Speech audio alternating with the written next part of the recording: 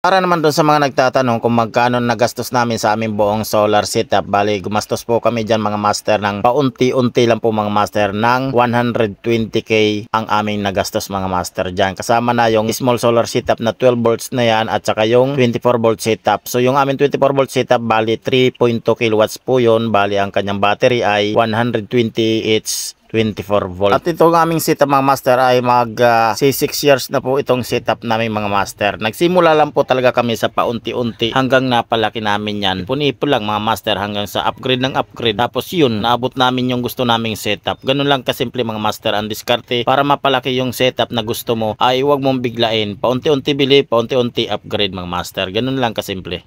Ito mga master yung aming solar panel. 4 na pirasong 100 watts. Susin ang kanyang brand. Tapos yung dalawang GE Solar na 370 watts ang bawat isa. Ayan.